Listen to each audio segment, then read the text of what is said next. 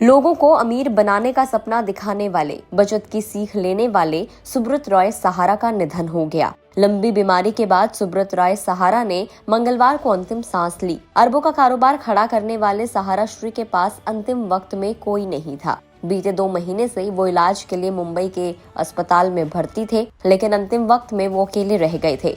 पत्नी और दोनों बेटे सुशांतो और सीमांतो विदेश में रहते हैं। सुब्रत रॉय सहारा का परिवार मैसेडोनिया में है। उन्होंने वहाँ ये नागरिकता ले रखी है। अब सवाल ये उठता है कि सहारा की इतनी बड़ी संपत्ति को उनके बाद कौन संभालेगा। सहारा श्री के बाद अब सहारा की कमान किसके हाथों में होगी, इसको लेकर चर्चाएं तेज हो गई हैं।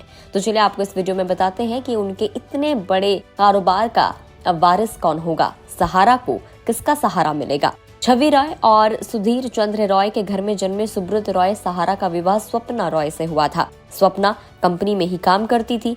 उनके 2 बेटे सुशांतो और सीमांतो रॉय हैं। सहारा ग्रुप की वेबसाइट के मुताबिक फिलहाल कंपनी की नेट वर्थ 2.59 लाख करोड़ रुपए है। उनके पास करीब 30,970 एकड़ का लैंड बैंक रहा है। अब आपको बताते हैं कि सहारा के पास और क्या क्या है। तो सहारा ग्रुप की तरक्की कानूनी विवाद में फंसकर रुक गई थी। हालांकि कंपनी के मुताबिक सहारा ग्रुप के पास 9 करोड़ इन्वेस्टर्स हैं। कंपनी के 5,000 से ज्यादा ऑफिसेज, मॉल और बिल्डिंग्स भी हैं। देश भर में उनके पास अरबों रुपए की जमीन और देश विदेश में होटल और घर हैं। कंपनी ने real estate, finance, infrastructure, media, entertainment, health care, hospitality, retail और इंफॉर्मेशन टेक्नोलॉजी सेक्टर में अपने पैर पसार लिए थे। सहारा इंडिया ने अपने तरक्की के दिनों में बहुत ऊंचाइयों को छुआ था। लगभग 11 लाख कर्मचारी सहारा परिवार का हिस्सा थे। कंपनी कई सालों तक इंडियन क्रिकेट टीम की स्पॉन्सर भी रही थी। उन्होंने आईपीएल में पुणे वॉरियर्स नाम की टीम भी खरीद ली थी। इसके अलावा फॉर्मूला 1 टीम भी बनाई थी। सहारा एयरलाइन, एमबी वैली और लग्जरी हाउसिंग में कंपनी कमाल कर रही थी, लेकिन सितारे गर्दिश में आते ही उन्हें कई बिजनेसेस से हाथ धोना पड़ा।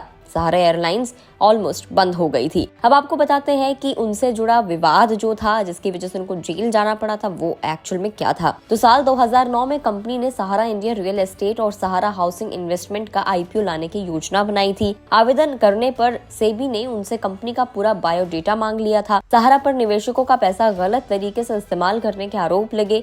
सेबी ने आरोप लगाया कि दोनों कंपनियों के 3 करोड़ निवेशकों से 24,000 करोड़ रुपए जुटाए गए, जबकि इनके शेयर बाजार में लिस्टेड नहीं थे। सुप्रीम कोर्ट ने उन पर 12,000 करोड़ रुपए का जुर्माना भी लगाया था। आदेश का पालन न करने पर उन्हें 2 साल जेल में भी रहना पड़ा था, जिसके बाद वो 2016 में पेरोल पे बाहर थे।